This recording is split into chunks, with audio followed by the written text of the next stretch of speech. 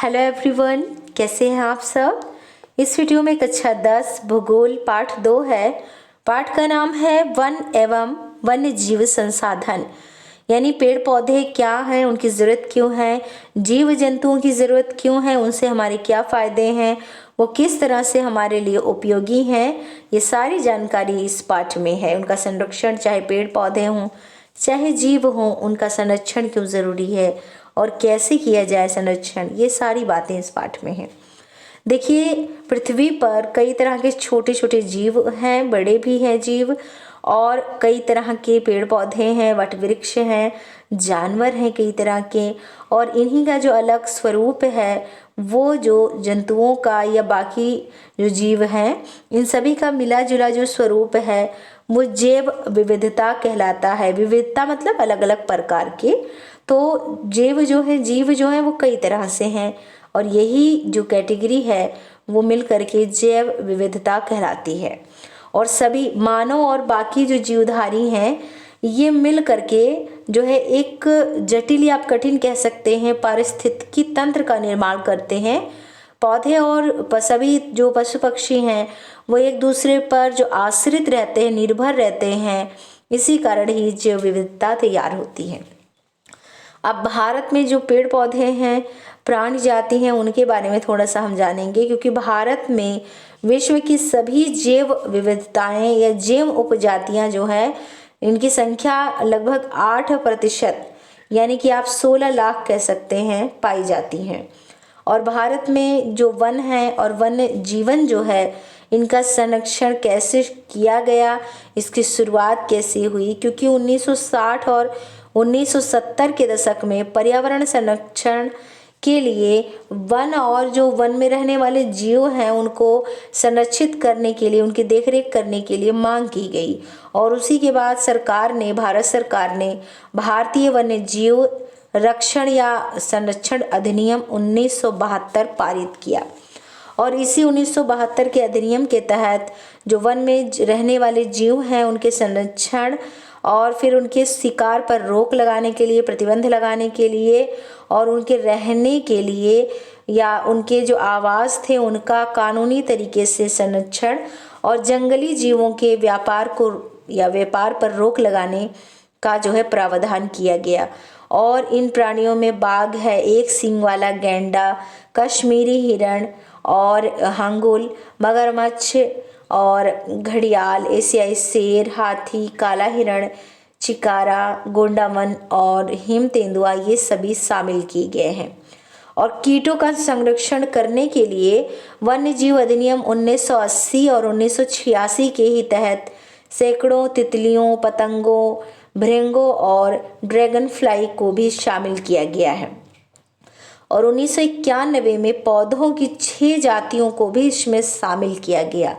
बाघ को राष्ट्रीय पशु, मोर को राष्ट्रीय पंछी और हाथी को राष्ट्रीय विरासत पशु घोषित किया गया।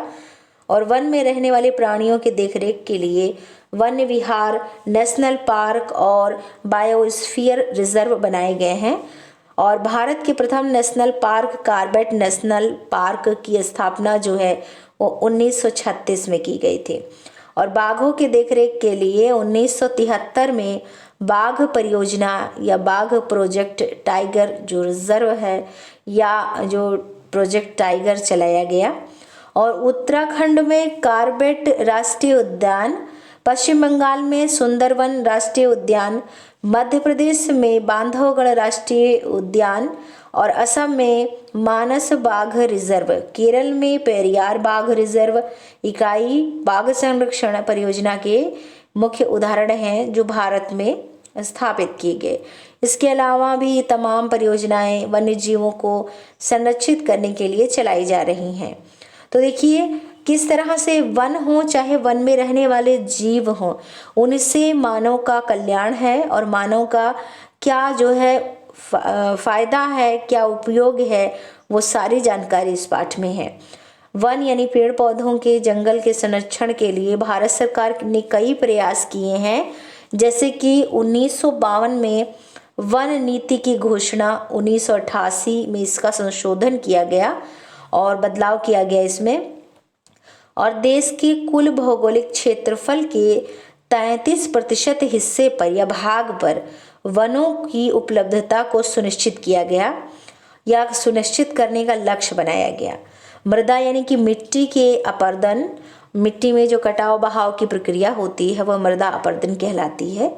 और बाढ़ नियंत्रण, मरुस्थलीकरण को रोकने का प्रयास और ये सब किया गया। सामाजिक वानिकी के द्वारा वनावरण या वनों को लगाने के लिए, वृद्धि करने के लिए प्रयास किया गया।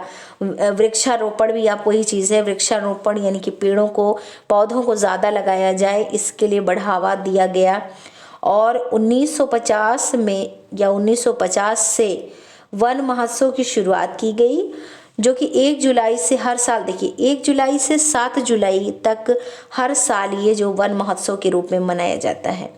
1965 में वन आयोग की स्थापना की गई और उत्तराखंड के देहरादून में वन अनुसंधान संस्थान की स्थापना की गई।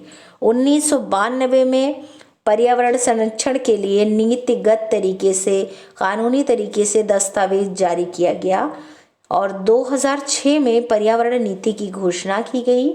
2014 में ग्रीन इंडिया मिशन की शुरुआत की गई। इसके अलावा पर्यावरण संरक्षण के लिए जागरूकता के लिए हर साल 5 जून को विश्व पर्यावरण दिवस मनाया जाता है। तो ये सारी जो जानकारी है वो इस पाठ में है। अब इसी पाठ से संबंधित कुछ महत्वपूर्ण बहुविकल्पीय प्रश्नोत्तर हैं। जैसे देखिए, पहला प्रश्न है, भारत में वन महोत्सव का शुभारंभ कब किया गया? तो 1950 में किया गया। 1 जुलाई से 7 जुलाई तक हर साल जो है वन महोत्सव के रूप में मनाया जाता है। भारतीय वन्यजीव अधिनियम कब पारित हुआ था? तो 1972 में। किस वर्ष बाघ परियोजना जो है शुरू की गई थी? 1973 में। और हिमालयन यव क्या है? तो हिमालयन यव जो है वो एक औषधीय पौधा है। और अगला प्रश्न है, चिपको आंदोलन का उद्देश्य क्या था? तो चिपको आंदोलन जो कि उत्तराखंड में हुआ था, इसका मुख्य उद्देश्य यही था कि वन को संरक्षित किया जाए, वनों की कटाई पर रोक लगाई जाए। अगला प्रश्न है, सरिस्का वन्यजीव अभयारण्य किस राज्य में स्थित है? तो राजस्थान में है। अगला प्रश्न है, किस राज्य में स्थायी जंगलों के तहत सबसे बड़ा क्षेत्र है? तो मध्य प्रदेश में है सबसे बड़ा जो जंगल क्षेत्र है, या आप ऐसे भी कह सकते हो कि सबसे अधिक वन क्षेत्र मध्य प्रदेश में है।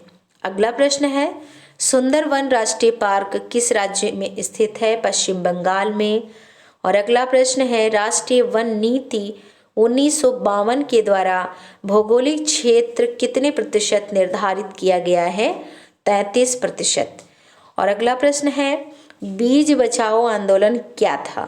तो टिहरी के किसानों के द्वारा ये आंदोलन चलाया गया था कि बिना केमिकल के यानी बिना रासायनिक खाद के फसलों का उत्पादन किया जाएगा। यही था बीज बचाओ आंदोलन। अगला प्रश्न है, भारत के प्रथम national park Corbett national park की स्थापना किस साल की गई? 1936 में। अगला प्रश्न है, पेरियार बाघ रिजर्व कहाँ स्थित है? केरल में। और अगला प्रश्न है, ग्रीन इंडिया मिशन की शुभारंभ या ग्रीन इंडिया मिशन का शुभारंभ जो है, शुरुआत जो है वो कब किया गया? तो ये किया गया 2014 में। और अगला प्रश्न है, वन आयोग की स्थापना कब की गई? 1965 में। और अगला प्रश्न है, विश्व पर्यावरण दिवस कब मनाया जाता है? तो 5 जून को मनाया जाता है। तो इसमें जो है इस पाठ से संबंधित जो जानकारी थी वो आपको दी गई। Thank you.